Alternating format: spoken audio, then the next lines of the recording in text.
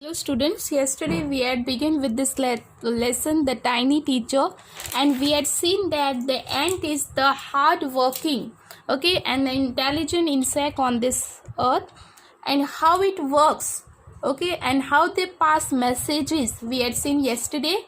We had even seen that in their ant hill they have different rooms, and in each room is allotted to different types of to the different categorized ants. Like there are queens, there are nurseries, okay, queen ant is given separate room, nurseries are there, then workers have separate quarters, soldiers have separate quarters, and we had seen that how they do their own work, okay, which is allotted to them. And this is how the ant is really very intelligent and hard working. Now today let's proceed further. The queen ant has a pair of wings which she casts off before she begins to lay eggs. Now let's see the starting points. Okay, so the queen ant, it has a pair of wings also, but they are cut off when she begins to lay eggs. Eggs hatch, okay, eggs are laid, okay, they hatch means and then they become grubs, and grubs changes into cocoons, and cocoons break to bring forth complete ant. So this is the life cycle of the ant. Okay, what happens? Eggs are hatched and then it becomes to grubs, grub changes into cocoons, and cocoons bring forth means then the cocoon completes ahead into ant. The life of an ordinary ant in the ant hill is a book, okay, which many of us seldom open. Seldom means hardly. So ant is an ordinary insect we consider, but on an ant in the ant hill, okay, a book can be written on it, and this book we hardly open any time. That means we hardly know anything about the ant. Now the queen is the mother of the entire population of the colony. Okay, so the queen is the mother of the entire population of the colony. Queen is known as the mother. Like in like olden days in king, when the monarchy was there, okay, when kings used to rule, there was Rajmata, right? You all must have all known if you watch movies and all. Rajmata. So the same way that here queen is the mother of the entire population in the colony. In the colony means the area. It lives for about 15 years. So what is the lifespan of the queen? 15 years. So the queen ant lives for 15 years. After that she dies. It has a pair of wings. So as we spoke first, the queen has a pair of wings. Now, but bites them off after its wedding flight. So once the queen ant gets married, okay, once the queen ants get married, her wings are bite off, okay, sorry, I mean to say her wings are cut. Okay, this flight takes place on a hot summer day. So the weddings of the ants, they are usually held in summer. Okay, now human beings weddings occurs anytime during winter, summer, right? But the ants, their wedding always takes place on a hot summer day. The queen leaves the nest and goes out to meet a male ant or a drone high up in the air. So what happens? On the hot summer day, the queen leaves the nest and she goes out to meet a male ant or a drone, okay, high up in the air. How high up in the air? Because before the queen ant has wings, no, so she can fly. So flying, she goes out to meet a male ant.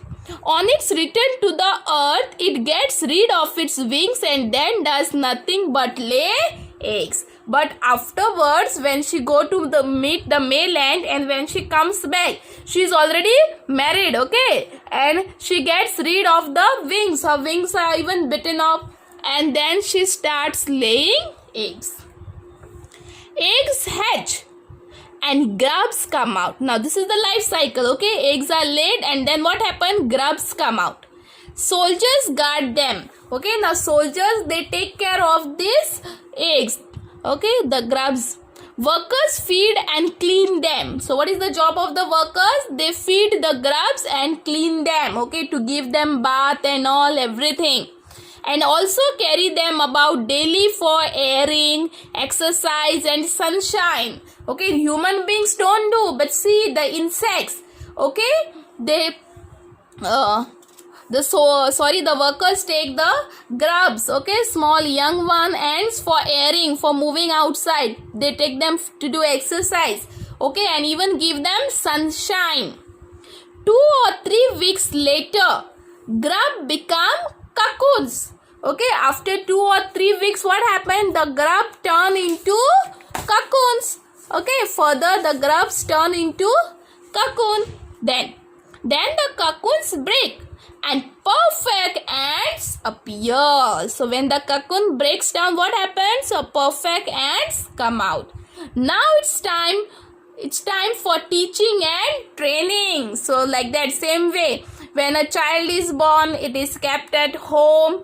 Okay, mother takes care of the child, and then afterwards it learns to speak, walk, and then further what happens after?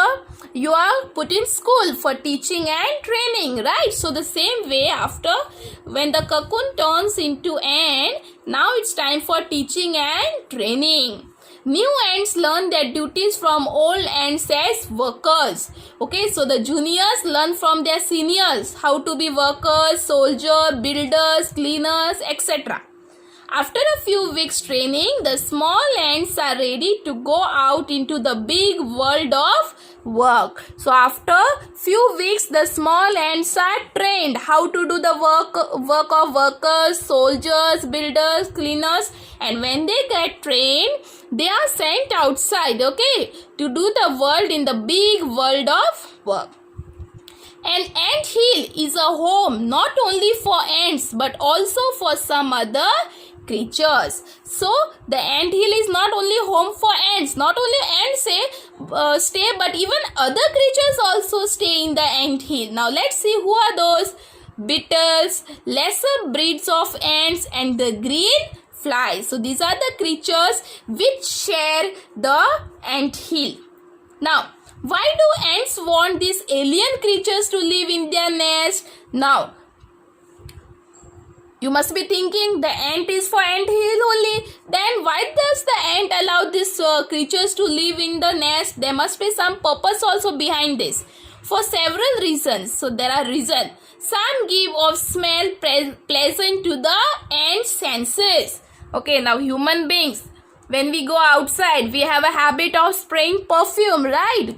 Which give us good smell, isn't it? So the same way here, the ants, okay, they keep some insects because to give them good smell. Pleasant means good smell for their ant senses. Then others give sweet juices.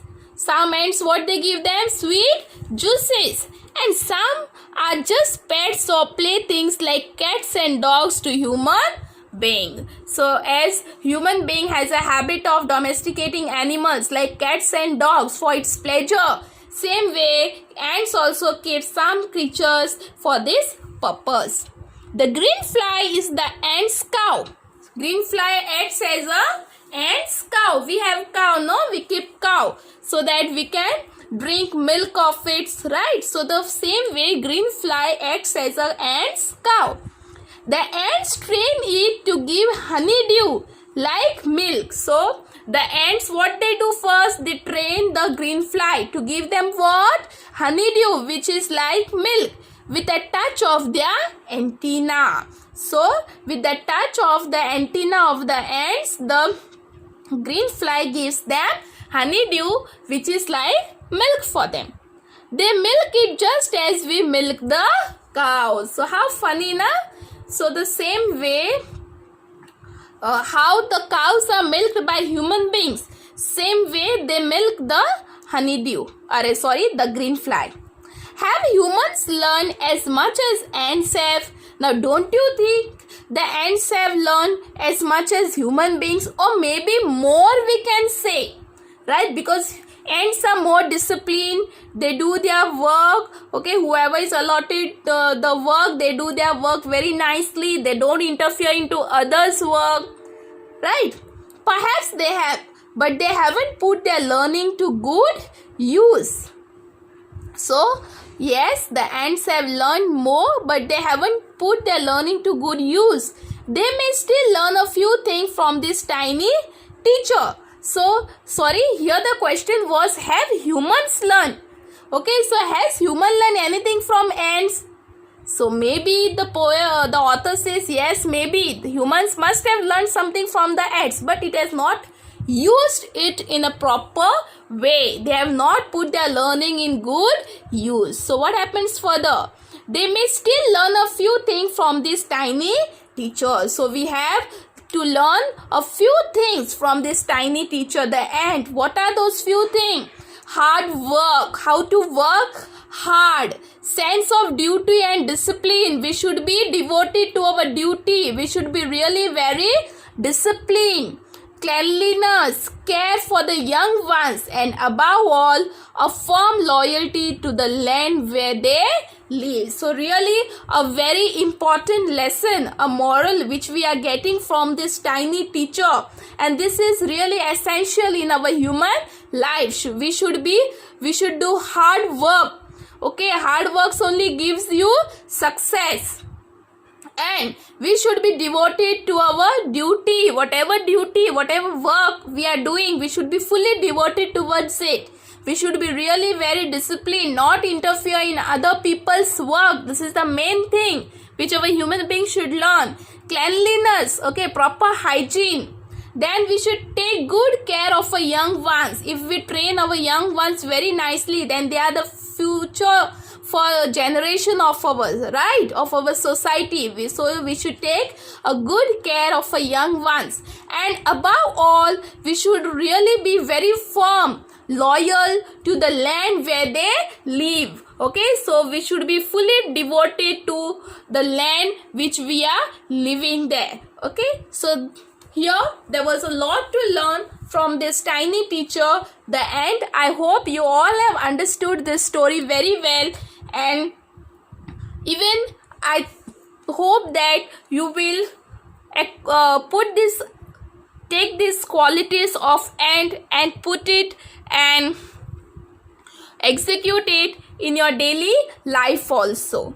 Okay.